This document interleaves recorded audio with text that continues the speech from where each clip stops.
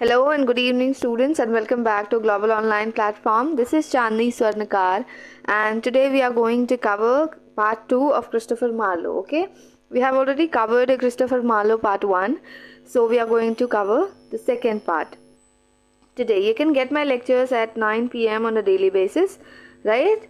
Now video में आगे बढ़ने से पहले मैं आपको बता देती हूँ कि दिसंबर एग्जाम में JRF के स्मार्ट प्रिपरेशन करना होगा। उसके लिए ग्लोबल ऑनलाइन आपके लिए लेकर आई है इंग्लिश लिटरेचर का कंप्लीट कोर्स, जिसमें आपको वीडियो लेक्चर्स मिलेंगे। उसमें शॉर्ट एंड स्मार्ट के साथ आपके सारे कॉन्सेप्ट क्लियर हो जाएंगे। इसके साथ ही आपको फुल नोट्स PDF फॉर्मेट में अवेल कराया जाएगा, जिसे आप इजीली अपने मोबाइल लैपटॉप में डाउनलोड करके पढ़ सकते हो। उसके साथ आपको मॉक टेस्ट मिलेंगे, जिसे as it is question exam में पूछे जाते हैं। ये मॉक टेस्ट आपके फाइनल प्रिपरेशन में बहुत हेल्प करता है। तो गिवन कॉन्टैक्ट नंबर पे कॉन्टैक्ट करके आप इसे ज्वाइन कर सकते हो। और सबसे अच्छी बात इस कोर्स की है that you going to get paper 1 complete course for free, so you are saving 3600 rupees here. Okay, now free videos के एक्सेस के लिए आप फटाफट ग्लोबल ऑनलाइन ऐप डाउनलोड कर सकते हो। स्टोर सेक्शन में जाके स्टोर सेक्शन में जाओगे, आपको सारे कोर्सेज की जानकारी यहाँ से मिल जाएगी। सर्च बार में जाओगे कि आप डायरेक्टली कोर्स का नाम लिखोगे तो कोर्स का ओवरव्यू आपको जो है मिल जाएगा। ठीक है, इसकी फीस, ड्यूरेशन, आपको हर चीज़ की जानकारी मिल जाएगी।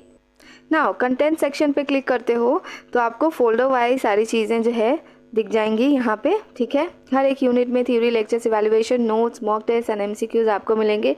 इसके अलावा आपको कुछ भी पढ़ने की ज़रूरत नहीं है। इसके साथ अगर आप ग्लोबल ऑनलाइन का पेड कोर्स ज्वाइन करते हो तो आपको व्हाट्सएप ग्रुप में भी ऐड कराया जाएगा, जहाँ पर हर एक सेशन की PDF आप लोगों के साथ प्रोवाइड कराई जाएगी। ठीक है, Now let's talk about Christopher Marlowe, other works of Christopher Marlowe. जो वर्क्स जो है हमने पहले किए हैं वो वर्क्स हम नहीं करेंगे, एज कॉमन सेंस यूज़ करने से पता चल जाता है। ठीक है, सो एडवर्ड द सेकेंड हम करेंगे सबसे पहले, जो कि 1590 में पब्लिश हुई है।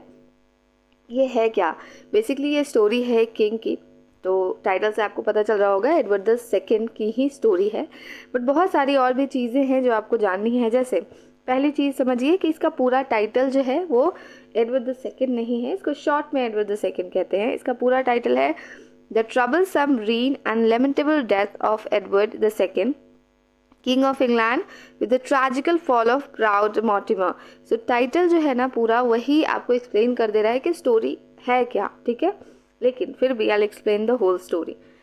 इसको मार्लो का मोस्ट मॉडर्न प्ले माना जाता है, क्योंकि इससे पहले इस तरह के टॉपिक्स पे डिस्कशंस या कोई किसी ने भी बात नहीं की, इससे कोई प्ले नहीं था। ठीक है, one of the earliest English history play है जिसने फोकस किया है एडवर्ड द सेकेंड जो किंग है ऑफ इंग्लैंड और पियर्स गेवेस्टन के रिलेशनशिप को। ठीक है, और भी चीज़ें हैं। एडवर्ड के मर्डर को भी फोकस कराया जाता है इस वर्क में कि कैसे जो है मर्डर किया गया है, और आपको इसकी स्टोरी थोड़ी पढ़नी है, समरी पढ़नी है, ताकि आपको पता चले कि मर्डर कहाँ कराया गया था। ठीक है, उस पर क्वेश्चंस आए थे।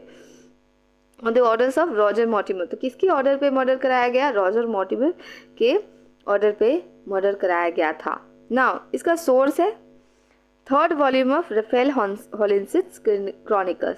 तो आपको ये भी पता होना चाहिए कि विलियम शेक्सपियर के बहुत सारे वर्क्स हैं जिसका सोर्स ये है राफेल हॉलिंसिस क्रॉनिकल। ठीक है, तो मार्लो का इस वर्क का जो सोर्स है वो है 3rd volume of Raphael Holinshed's chronicle. Now moving on, characters देखिए, कैरेक्टर्स कौन कौन से characters you have to remember. देखिए, एडवर्ड द सेकेंड, ठीक है, देन प्रिंस एडवर्ड, केंट जो कि हाफ ब्रदर था किंग का, मतलब एडवर्ड द सेकेंड का, गैल्वेस्टन हो गया। 5th है archbishop of Canterbury, 6th bishop of Coventry, 7th bishop of Winchester, Warwick, Lancaster and Pembroke. And 2 characters पहले ही मैंने मेंशन किए हैं। देखिए यहाँ पे Roger Mortimer I have mentioned, and also there is Piers Gaveston. Okay, so except that you do need to remember them. Now moving on, देखिए moving जब हम आगे बढ़ते हैं ना तो थोड़ी और भी चीज़ें जो है समझने की ज़रूरत है।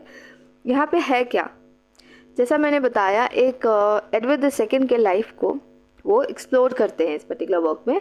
तो आप समझोगे कि ये हिस्टोरिकल ट्रेजेडी है, क्योंकि एडवर्ड द सेकेंड की मौत हो जाती है, एडवर्ड इज ट्रैजिक एंड। ठीक है, तो ये समझना है कि एक हिस्टोरिकल ट्रेजेडी है। The explore the tumultuous reign of king Edward the second of England. अब यहाँ देखिए, प्ले जो है बहुत ज़्यादा फोकस करती है controversial relationship with his favourite Piers Gaveston. Edward II and Piers Gaveston के रिलेशनशिप को, जो कि बहुत ज़्यादा कंट्रोवर्शियल थी, इस वर्क में डिस्कस करते हैं, जिसकी वजह से पॉलिटिकल टर्मोल हुआ, रिबेलियन हुए, अल्टीमेटली एडवर्ड्स डाउनफॉल हुआ। ठीक है, वो अंत में जो है इनकी डेथ ही हो जाती है। बहुत सारी थीम्स को हाईलाइट किया जाता है, जैसे power, love, of course love between Piers Gaveston and Edward II, and betrayal while showcasing the consequences of political and personal choices in a medieval setting. medieval setting में अपने personal choices की वजह से जो भी political consequences हुए ना, उसको भी दिखाने की कोशिश की गई है। ठीक है, now moving on, the Massacre at Paris। चलिए, तो सेकेंड वर्क है the Massacre at Paris, right. एक एलिजाबेथन प्ले है जब क्रिस्टोफर मार्लो ने इस वर्क को लिखा। ठीक है, एक रेस्टोरेशन ड्रामा है ये। कब? जब नाथनियल ली ने इसे लिखा। तो नाथनियल ली ने भी द Massacre at Paris लिखा है, एक वर्क जो कि रेस्टोरेशन ड्रामा है। क्रिस्टोफर मार्लो ने भी लिखा है एक प्ले जो कि हम उसे एलिजाबेथन प्ले कहते हैं। तो बेसिकली हम क्रिस्टोफर मार्लो को पढ़ेंगे, नाथनियल ली जो है हम बाद में कवर करेंगे। ठीक है, बट एक कॉमन चीज़ है दोनों के वर्क्स में, वो ये है दैट सेंट बार्थलोमेयस डे मसाक के बारे में ही दोनों वर्क बात करती है, जो कि पेरिस में हुई थी 1572 के टाइम।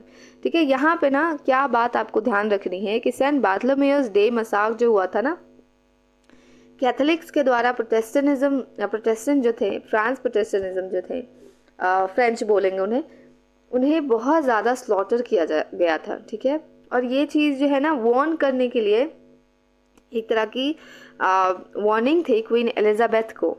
ठीक है, it was written to warn Queen Elizabeth ना। और भी चीज़ें देखिए, जैसे it portrays the political and religious tensions in France culminating in the massacre of thousands of Protestants। देखा, the play focuses on the character of the Duke of Guise and his ruthless pursuit of power।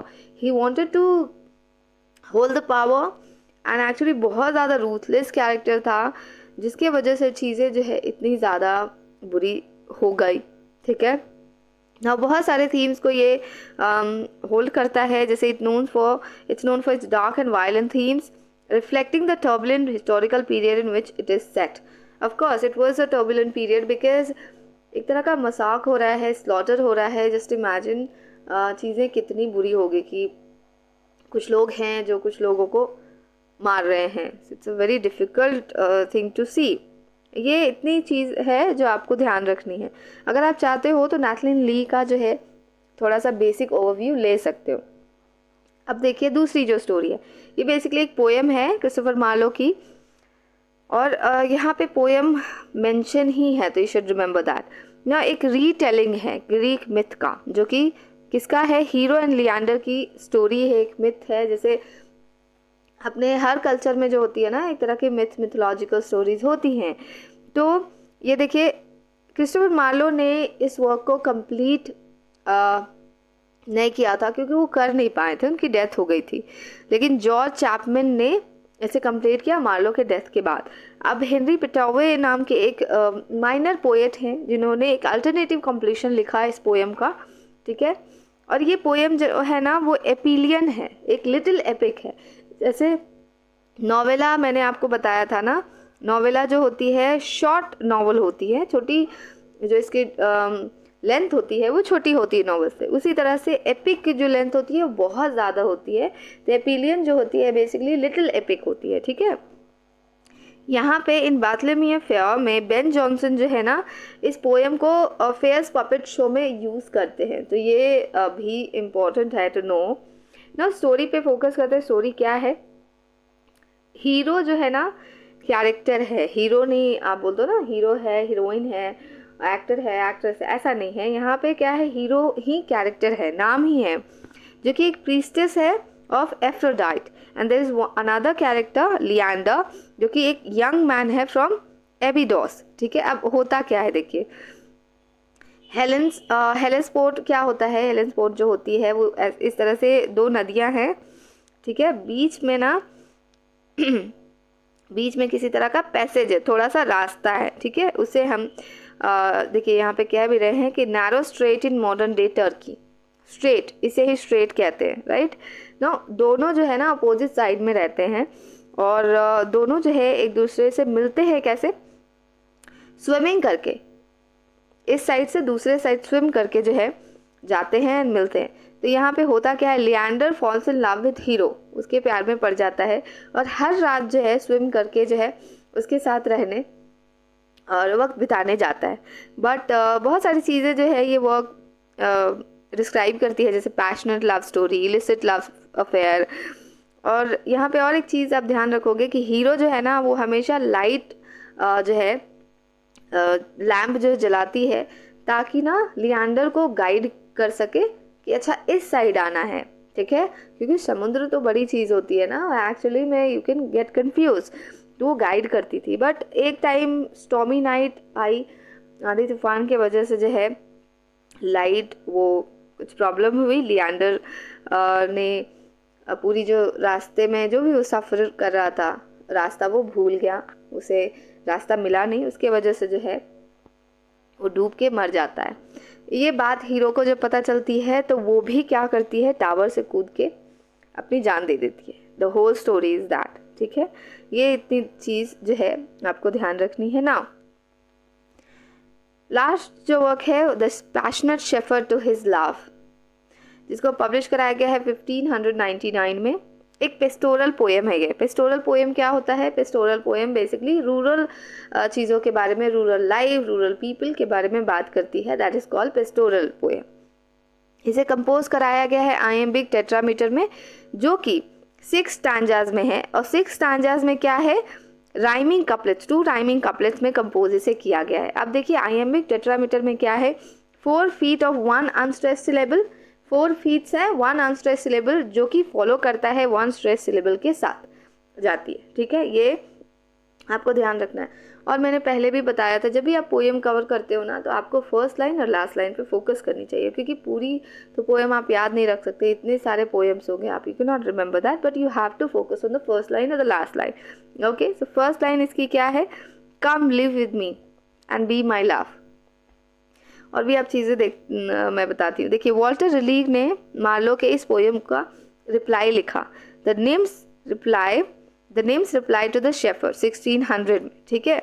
अब वो कहते हैं ना, उनका खुद का perception था कि शेफर्ड जो है निम्ब को as an object to love consider कर रहा है, ना कि वुमेन की तरह, मतलब एक इंसान की तरह कंसिडर नहीं कर रहा है, उसे एक ऑब्जेक्ट की तरह कंसिडर कर रहा है। इसी वजह से जो है कह रहा है come live with me and be my love, ठीक है, ये ध्यान रखने वाली बात है आपको। नाउ देखिए फर्स्ट लाइन और लास्ट लाइन आपको मैं बता देती हूँ। फर्स्ट लाइन है come live with me and be my love and we will all the pleasures prove that hills and valleys, dales and fields, woods or steepy mountain yells। क्या है, come live with me and be my love and we will all the pleasures prove that hills and valleys, dales and fields, woods or steepy mountain yells, right? The last line, what is the last line?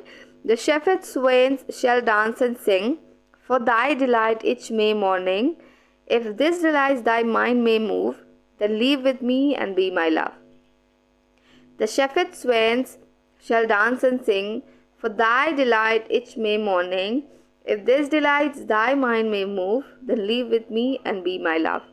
Okay, now we have completed today's lecture. We'll come with another lecture. We'll discuss university wits in further lecture. Okay, all the best and thank you very much. And do comment if you have any suggestions or you want me to change something. You can comment in the comment section. Thank you so much.